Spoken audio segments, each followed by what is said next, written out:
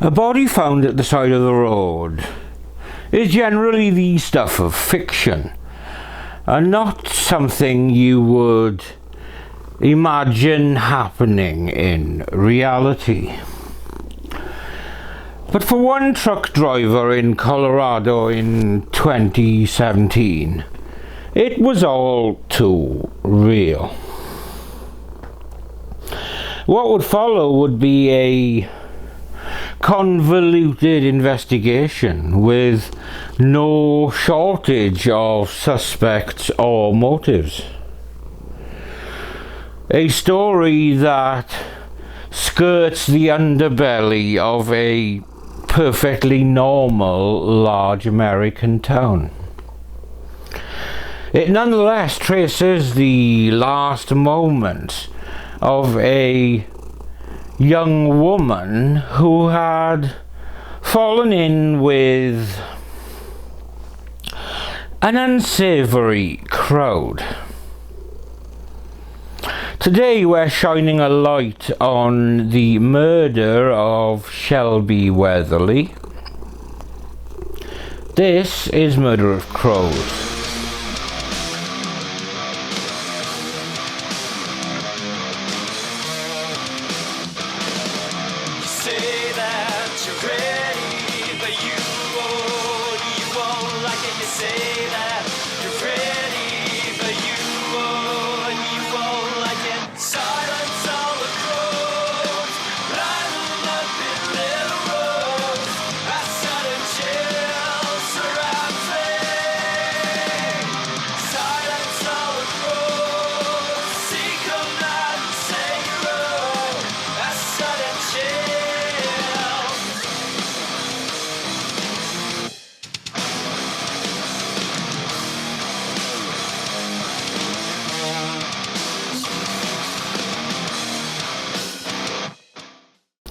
In Colorado, there is a region of 35 square miles that has a population of around 73,000 people.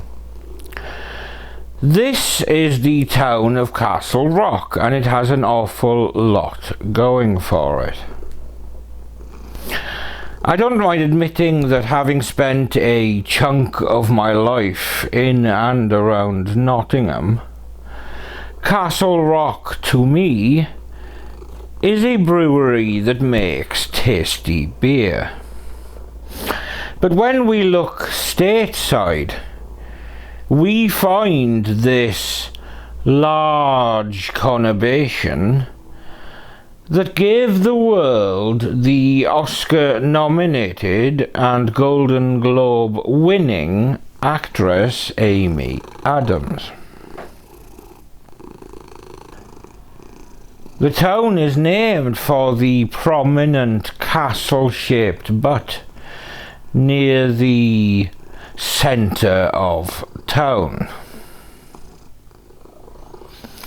The region in and around Castle Rock was originally home to the Arapaho and Cheyenne peoples.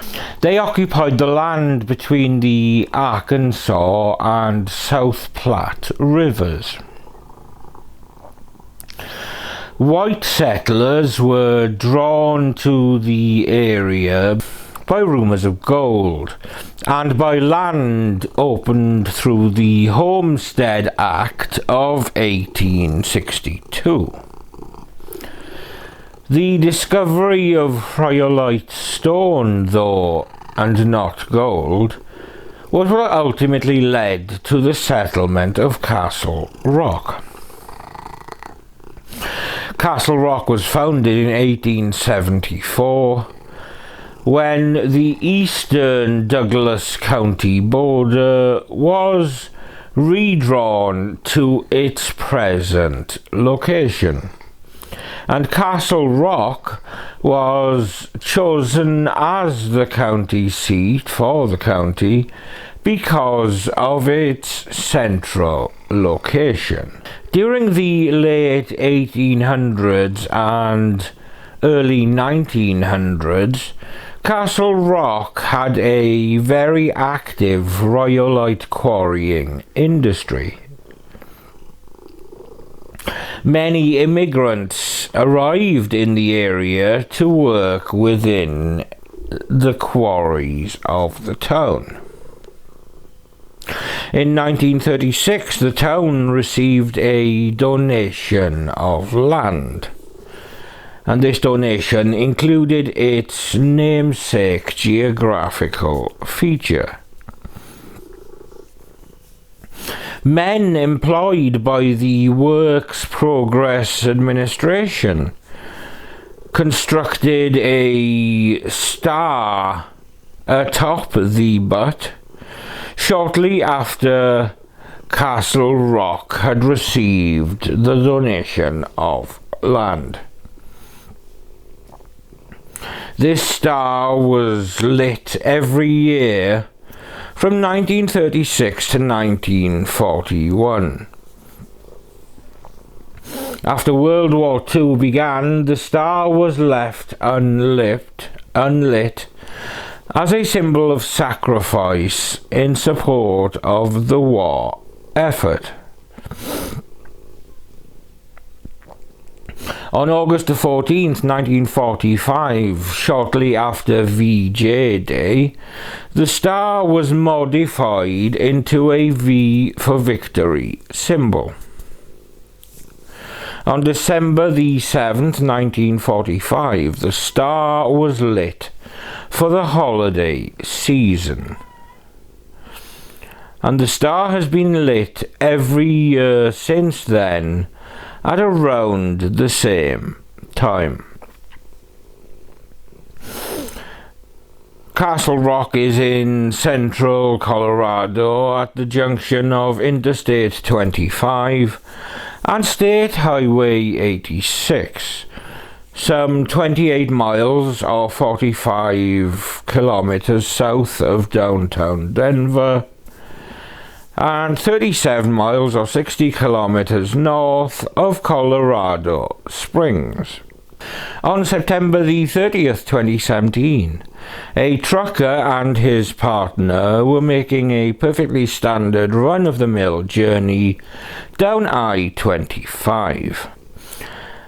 But the pair were about to discover something that would make their journey far from run-of-the-mill. When the passenger said that they had noticed something unusual to the side of the highway, the truck pulled over for the pair to investigate. And they found a woman's remains carelessly tossed to the side of the road. The trucker immediately called 911. We were driving down the highway and we saw like something laying on the ground, and then my partner thought it was a body, and we pulled over and there's a dead body just on the floor. A human body?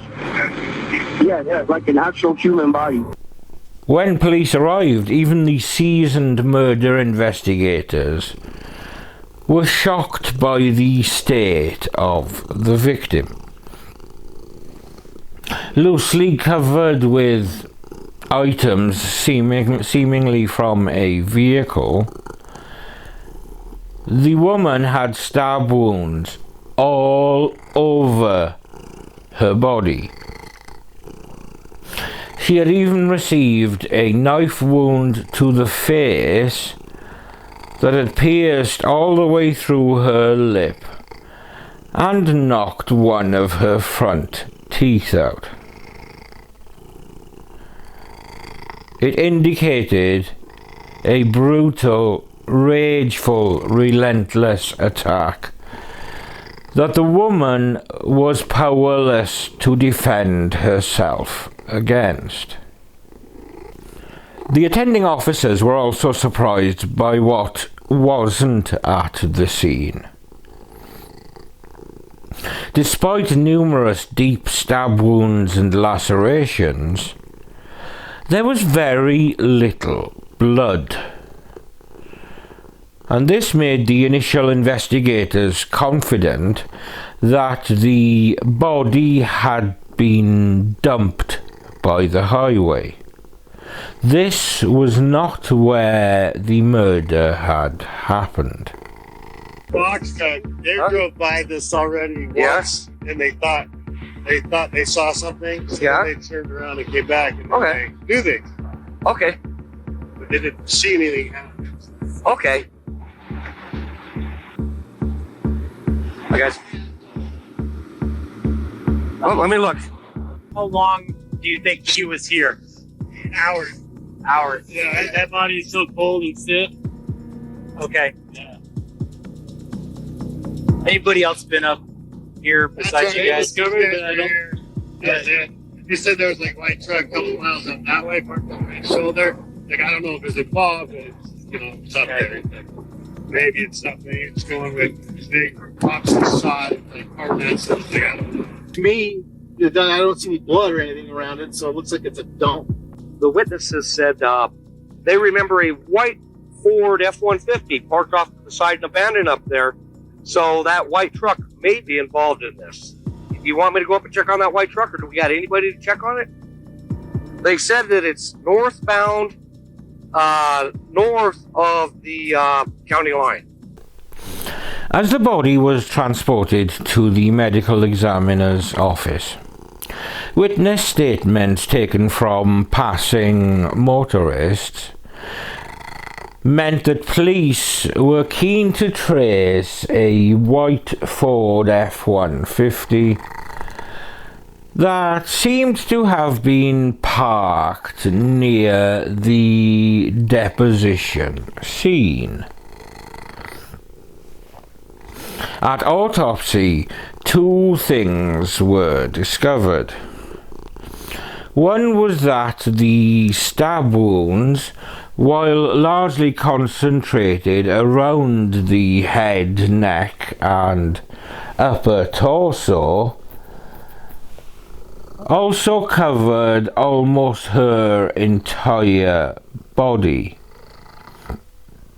And the other discovery was that her fingerprints gave a match in the police system, meaning that this poor victim now had a name. She was 24-year-old Shelby Weatherly. And with this identification, the victimology could begin. But it would be far from easy, as it was soon discovered that Shelby was homeless and had been living on the streets for some time, which always makes it more difficult for detectives to trace movements, to trace witnesses, and to trace locations.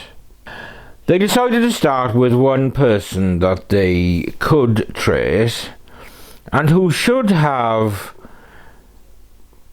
a better idea than most as to Shelby's life, that being her mother, Elena. Now, before she began living rough, Shelby had lived with her mother, so it seemed a logical place to start an investigation and to start learning about Shelby. Is there any possible reason we can't people who may have seen her talk to her? Her boyfriend that she became involved with at some point, he called me last night and said he had just seen it on the news. What do you have to say about that?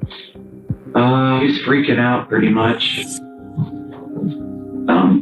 Had a domestic issue with Shelby and he went to jail. Mm-hmm. So since he got out, about a month ago, he's been in contact with me a few times. Had I heard from her? Do I know what's going on with her? When you first talk to him, you think he's, pretty much normal. But then after you talk to him for a while, you begin to realize there's something not quite right with him. They don't. Exactly, Well, here's his phone number and his hotel room. I just don't know what hotel he's in. Would you feel comfortable taking him back and asking him about them? Sure. Elena knew very little about Shelby's recent life. Certainly after she started living rough at the start of 2016. But Elena did speak to an ex of Shelby's who had gone to prison for assaulting Shelby. And this man had recently been released from prison. Now, as we know, controlling and violent partners are often the perpetrators of a murder.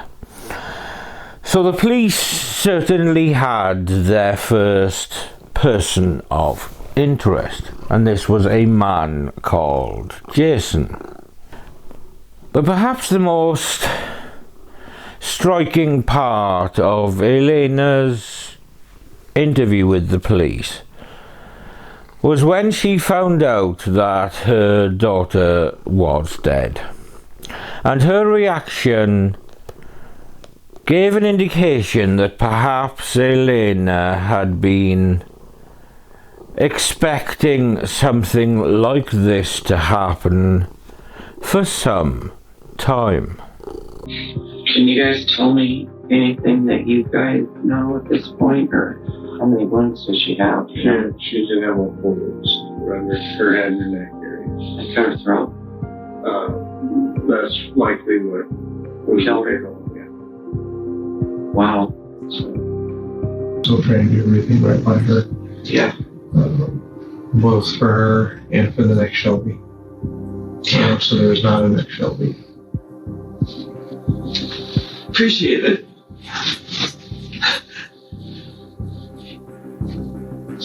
I mean, that's something we want to remember. What she went through. Elena was able to give detectives a phone number and also a hotel room number for Jason, but did not actually know which hotel it was. It didn't take long for police to trace him to the Howard Johnson Hotel in nearby Westminster. The violent event that resulted in his incarceration, though clearly played down by Jason, did serve to highlight the chaotic lifestyle the pair were living at this time. I'm Detective Duffy. I'm the lead investigator on this case. Where do you work at? The GA truck stop. How long have you been staying at the Howard Johnson? This is my second month. What about before that? I was incarcerated. What was that for? Detectives had just begun questioning him when right at the start, Jason revealed that he had been arrested before. But it wasn't just any arrest. It was directly connected to Shelby. Well, this Shelby, domestic harassment. We got into a little bit of a scuffle. I was trying to shut the door behind me, basically lock her out of the motel. Mm-hmm. And so she comes like a raging bull and, basically, got into a scuffle and, so she falls on the ground outside the doorway in the motel. Mm-hmm. And, there were no marks on either one of us. When was the last time you saw her? The last time I ran into her was maybe a week and a half ago. On the bus. I didn't really get to talk to her much, but we had a long, extended conversation on Facebook. about 4 days ago, and she was supposed to meet me up at my work, and on my lunch break, and never seen her yet. What day was she supposed to be there? Was it 20? Well, we talked on the 28th, and so it would have been the 29th. And to be real clear, she was supposed to meet you at 6 p.m. on the 29th. 6 p.m. on the 29th. It's real important because we're trying to track her last 48 hours prior to her death. And you know what day we found her? The 30th. The 30th? Yeah, we found her on the 30th. So I need to know from Friday morning, the time you got up, to Saturday night, everything you did, everyone you talked to, everywhere you went. Where did you sleep? Where did you get up? I was at the Howard Johnson. I didn't go anywhere. Did you go to work all that day? Friday? I got my schedule all screwed up. I forgot that I was supposed to work midnight to 8 a.m. So you were at work from what time to what time? From like a 12:45 till 8 a.m. Where'd you go from there? I grabbed my coffee and went back to the room and passed out. So you were only in the 2 different locations at all time? It's like I don't really go anywhere. I said I was at the motel the whole Friday, Saturday, the whole weekend. Okay. You can talk to the front desk. It's pulling videos. Well, I know. It's tracking your phone. It's doing all that kind of stuff. That's fine. You can pull the surveillance from when I was working at GA. Because they got cameras all over the place. Okay. It seemed that since his release, Jason had only seen Shelby in passing on one occasion. But the pair had reconnected via Facebook and had been planning to meet up properly in the days before her death. This was sounding ominous indeed. And it seemed that the police may have already got their perpetrator. He had no significant alibi, it seemed, yet his openness about the potential meeting seemed like something that he would have stayed quiet about if he indeed had killed Shelby. He was also cooperative and encouraged police to check with the hotel, including all of their surveillance footage, to try to clear his name. And this was even with the detective putting significant pressure on the ne'd-well. If you had any involvement in this, I will find out, and I will prove it. Yeah. Okay? I need you to listen. Okay? So, if there's anything you haven't told me, and you need to tell me, if you had any kind of involvement in this, I need to know right now. This is your chance to talk, to explain. I will listen to anything you have to say. I will be nothing but respectful for you. But you need to know, if you walk out of this room and you lied to me, and you were involved in this, I will prove it. And it will not be good for you. Okay? Mm-hmm. So I need to make sure we're really clear on this. Oh, yeah. Okay? Because we will prove who did this. I have zero doubt about this. Yeah. Okay? I can't tell you about the physical evidence and the things we have, but I will undoubtedly prove this. Yeah. So we've been looking for you for a couple days. You're an important interview. That's why we waited. So this is your one and only opportunity. I didn't even know anything about this. But do you understand what's going to happen if you lie to me? Oh, I understand.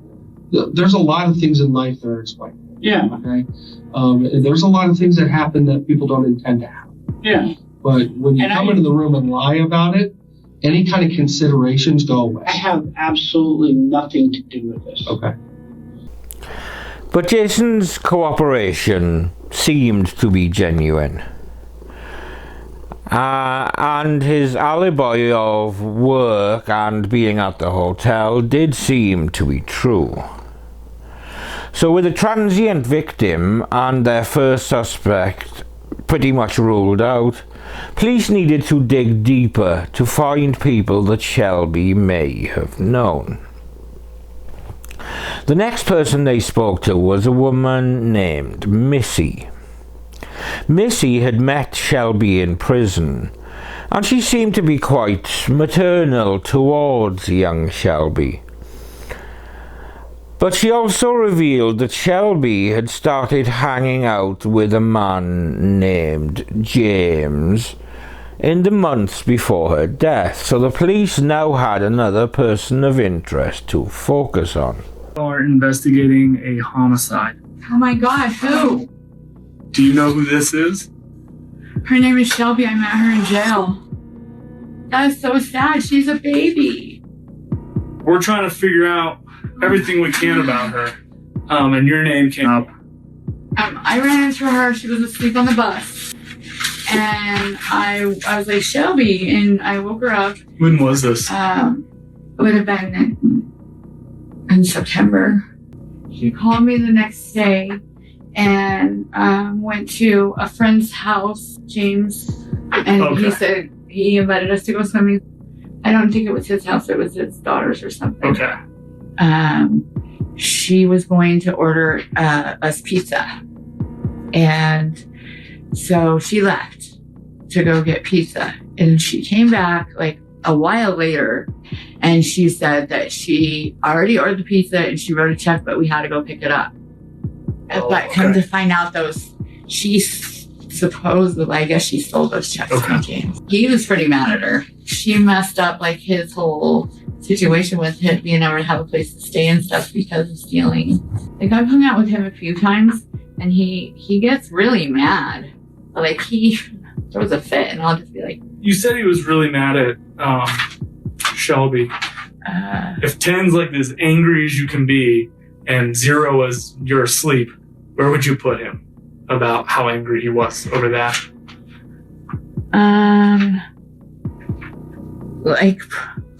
Like he was like 9. Like he was angry.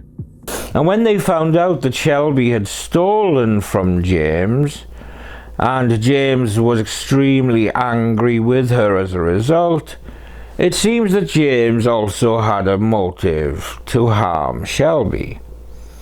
But despite stories of his anger issues, he came across as pretty benign when the police spoke to him.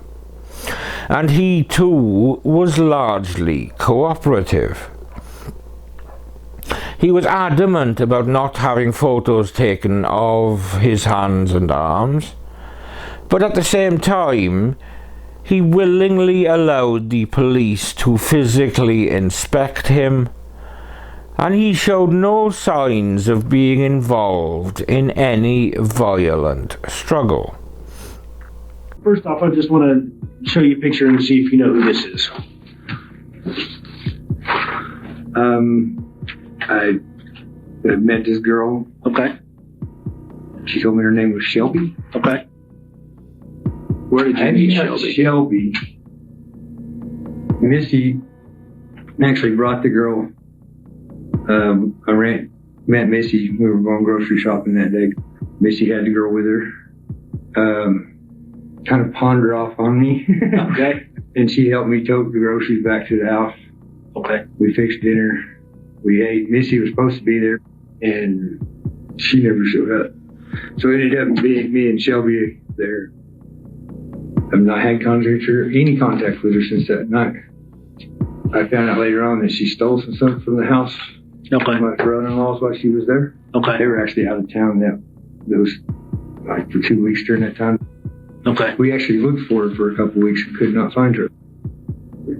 Okay. And why were you looking for her? Because we found out she had taken some stuff. Supposedly she took some checks or something. Okay. That's all. I never did find out anything else about it.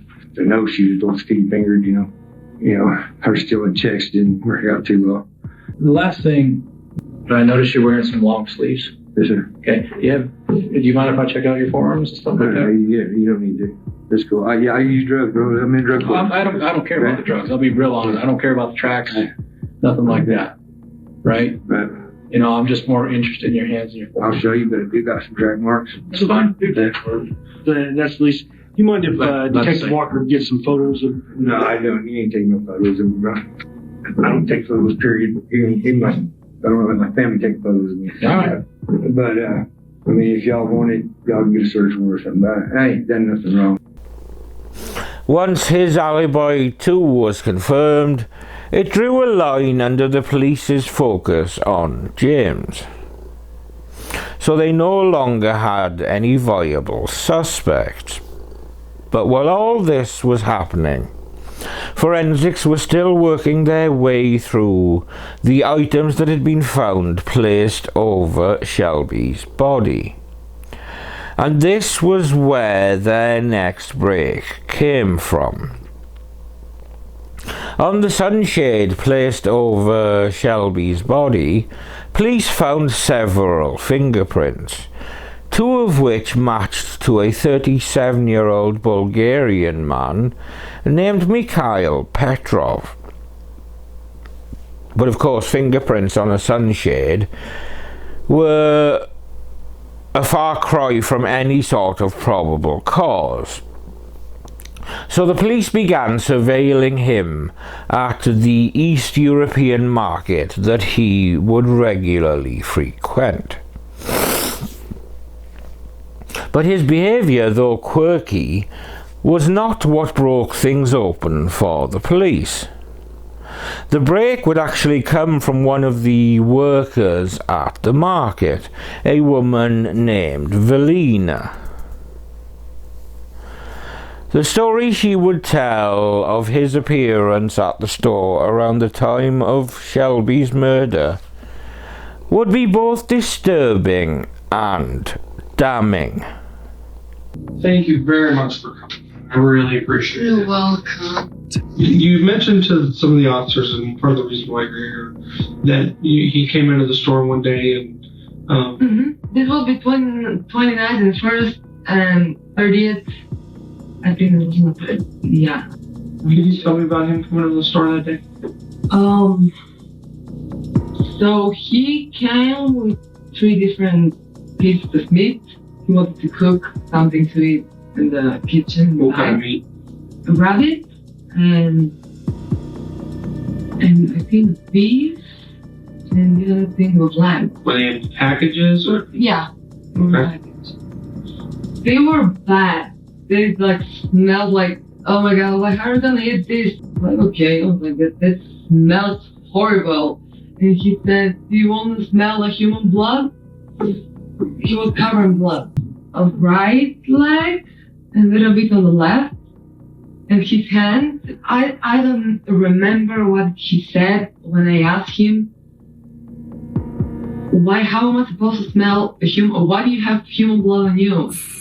Well, so he's in there and he's mentioning, and he's covered in blood. And you said you saw blood on his hands? Yeah. Okay. He was carrying the meat at the same time, and I thought that he's joking. I think 2 or 3 days after that, he said,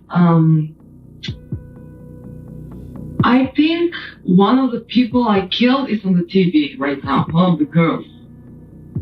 Have you heard about something like that? It's like, I don't watch TV. So he was talking about a body somewhere. And that was a different day than when he was covered in blood. Yeah. Okay, how many days later was that?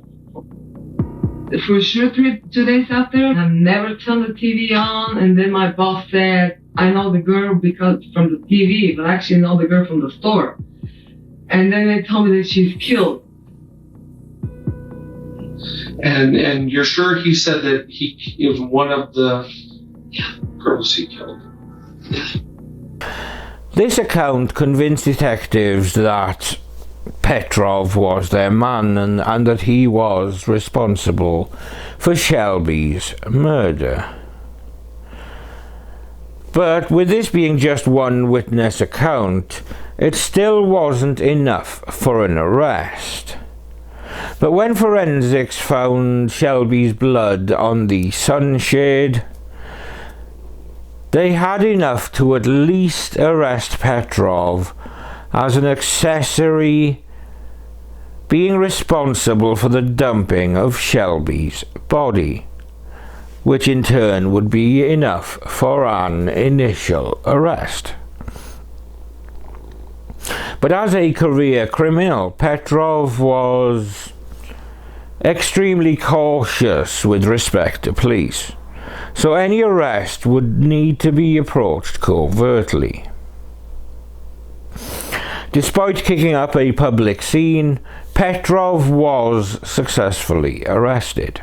Further investigations revealed the car that Petrov used, and a Facebook community group linked this car to a man who would fly tip rubbish bags around their local area. When the car was linked to Petrov and in turn to these dumped rubbish bags, the police gathered as many of the bags as they could. And inside one of the bags, they found a human tooth. Painstaking forensic work on the tooth revealed it to be the tooth that was missing from Shelby's mouth. Blood found in Petrov's car was shown to be Shelby's, and taking everything together, police finally had enough to link Shelby's murder to Petrov. In January of 2019, the case eventually came to trial, and Petrov showed nothing but contempt for the proceedings, with him laughing throughout and showing no respect for the police or for the court personnel. It was no surprise then that he was found guilty of first-degree murder and sentenced to life without the possibility of parole. What a cockwomble. Shelby Weatherly was only 24 when she was brutally killed. She may have lost her way and become addicted to drugs and taken to living rough, but she was a vulnerable young woman who was living a high-risk lifestyle, one that brought her into contact with all manner of unsavoury people. But this did not mean that she deserved to die. She was, despite her troubles, a much-loved daughter and niece, and her family miss her terribly to this day. This video is dedicated to Shelby, and I send love to the family that she left behind. Weatherly, a beloved daughter, sister, and friend, was born on September 20th, 1993. Though her life was tragically cut short on September 29th, 2017, the memories she left behind will forever be cherished by those who knew and loved her. Shelby's journey was marked by both joy and struggle. She faced challenges that many could not understand, battling the grip of addiction and finding herself on the streets in her final days. Yet, these hardships do not define the essence of who Shelby was. Her friends remember her for her kindness, her wit, and the moments of warmth and compassion she shared, even in the midst of her own battles. Thank you for watching another episode of Murder of Crows. Please like, share and subscribe if you could, as doing any or all of these things really helps me out. And with that said, I'm Steve, this is Samson, and we will see you when we see you.